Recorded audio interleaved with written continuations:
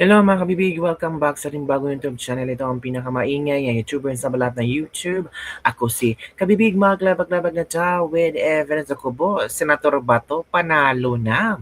Supreme Court umaksyon agad-agad sa kasong isinampa ni Bato laban sa BBM admin. Naku po. Paretang maganda ang flow ng energies ni Bato de la Rosa na kung saan parang papanigan di umano ng Supreme Court si Bato de la Rosa. Of course naman, gusto ba ng Korte Suprema na kapwa Pilipino ay automatic ilipad papuntang ICC at doon lilitisin? Wala na bang local court sa Pilipinas? Kung ako yung isa sa mga Supreme Court justices, no? Pag-iisipan ko muna, kasi nakakahiya, sinampal na kayo ng ICC, minamumukha na ng ICC na mas makapangyarihan sila nung una kay Pangulong Duterte. Hindi man lang iniharap si Pangulong Duterte sa local court. Wala man lang kasong isinampa sa local court. Agad-agad isinakay sa eroplano nandun sa ICC. So ganun ba din ang gagawin ng Korte Suprema? Hindi pa rin sila manghimasok hinggil sa pag-aabuso ng the sovereignty of the Philippines, of our country Philippines. Diba kabibig? So eto kabibig ha, nakita ko lang ito, bigyan natin ng reaction itong post ng kabibig ha, ng One TV Philippines. Supreme Court releases urgent pleading detailing alleged confrontation at Senate over ICC warrant. O yan, mas maganda yan. Mas maganda kung mabilisan mga kabibig. The Supreme Court of the Philippines has officially released a high-stakes legal document involving the ongoing case of Rodrigo Roa Duterte and Senator Bato de la Rosa versus Executive Secretary Lucas Bersamin and other top officials. The document, an extremely urgent supplemental manifestation filed under GR number 278747, outlines a series of exclusive events that allegedly took place at the Senate of the Philippines on May 11, 2026. According to the manifestation released by the court's Public Information Office, the legal camp of Senator Bato de la Rosa is seeking immediate judicial intervention following what they describe as a direct attempt by executive law enforcement to bypass domestic legal protocols. The pleading alleges that the National Bureau of Investigation operatives were deployed to the Senate premises to physically block Senator De La Rosa from entering the session hall while the Senate was in active session. This action, the petitioners argue, is a grave violation of the 1987 Constitution and the revised Penal Code, which specifically protects members of Congress from being prevented from attending sessions. The document further details the unexpected appearance of former Senator Antonio Trillanes IV at the Senate on the same afternoon. The manifestation claims that Trillanes arrived carrying and publicly displaying what he presented to be an arrest warrant issued by the International Criminal Court. This development reportedly led to temporary lockdown of the Senate building as security protocols were heightened. A central theme of the legal filing is the irony of precedent, where the petitioners remained the Supreme Court of a 2018 declaration by then Senate President Vicente Tito Soto III. At that time, Soto provided institutional sanctuary to then Senator Trillanes to preserve the dignity of the chamber when he faced an arrest order. The manifestation argues that Trillanes is now attempting to deny that very same institutional protection to a sitting member of the Senate. The petitioners are formally asking the Supreme Court to issue a temporary restraining order or a writ of preliminary injunction. They argue that no arrest, detention, or transfer to a foreign tribunal can legally occur within the Philippine territory with a prior authorization and a warrant issued by a Philippine judge. By publishing this pleading on its official platform, the Supreme Court has signaled that these developments are a matter of significant public interest as the nation awaits a ruling on the legal force of foreign warrants within the country's sovereign jurisdiction. So yun mga kabibig, ito yon. Agad-agad, na-post agad-agad sa Supreme Court yung extremely urgent supplemental manifestation with motion. Ito naman ang komento ng ating mga netizen. Ibig sabihin si Trillanes ang liaison officer ng ICC. We implore the Honorable Justice to prioritize this matter as it is vital to national security, constitutional integrity, and the fundamental dignity of the Filipino people. Under the Constitution Article 2, the Senate can invoke its sovereign rights against foreign interference. ICC has no direct jurisdiction in the Philippines on the Supreme Court. See, kaya mali ang pagkuha kay PRRD, hindi dumaan sa tamang proseso. Yan.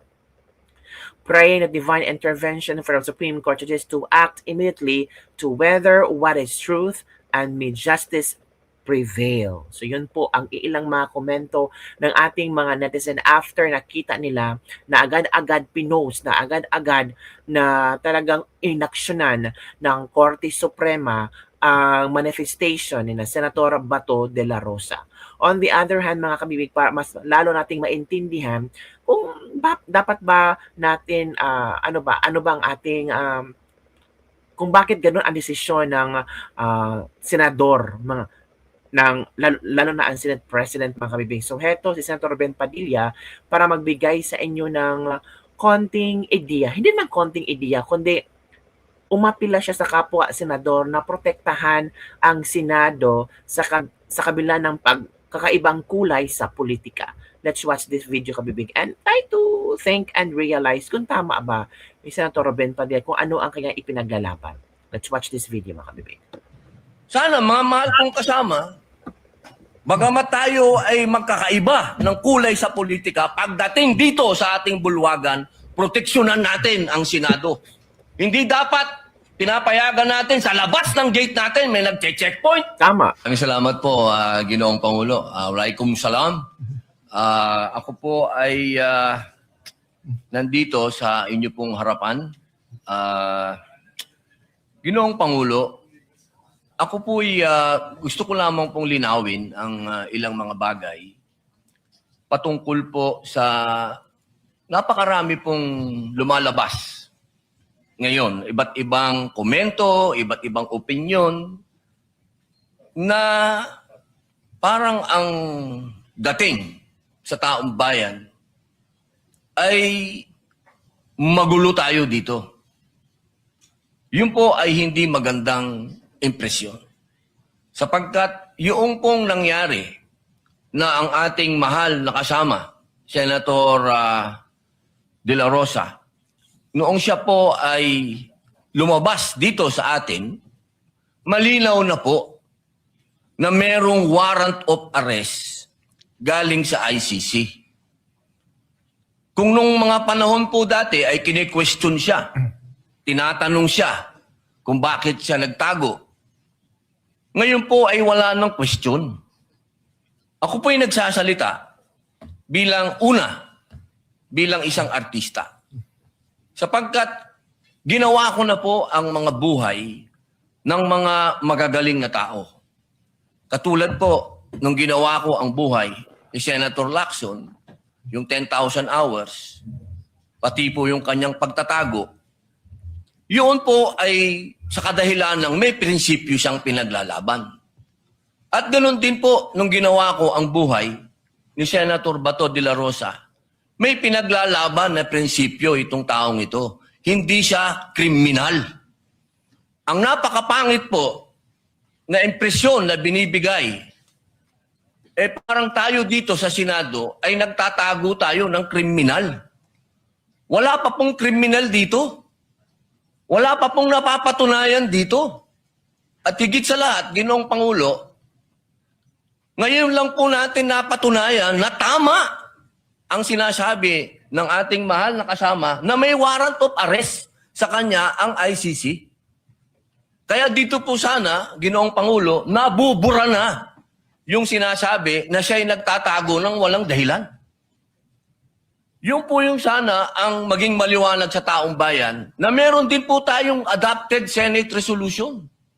Ito po yung number 44 na malinaw po doon sa resolution na ito expressing the sense of the Senate of the Philippines to protect all Filipinos against extrajudicial rendition and guarantee then a reasonable time prior to their surrender by extradition from the Philippines to seek redress from the courts and avail of legal remedies.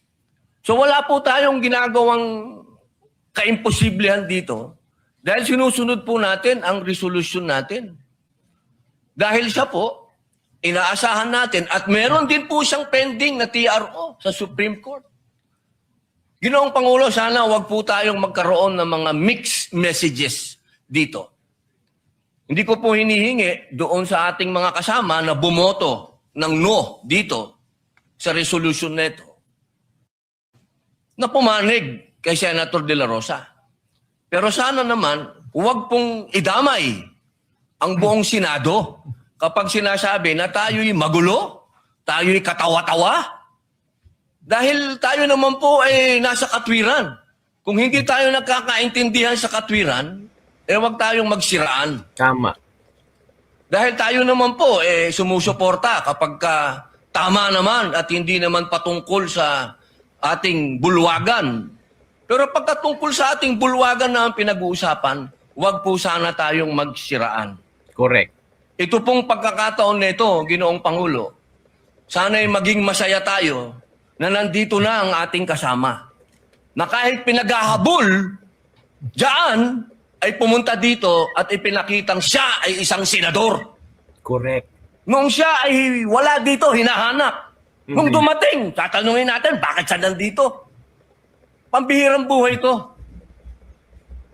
Sana, mga mahal kong kasama, bagamat tayo ay magkakaiba ng kulay sa politika, pagdating dito sa ating bulwagan, proteksyonan natin ang Senado. Correct. Hindi dapat pinapayagan natin sa labas ng gate natin, may nag-checkpoint.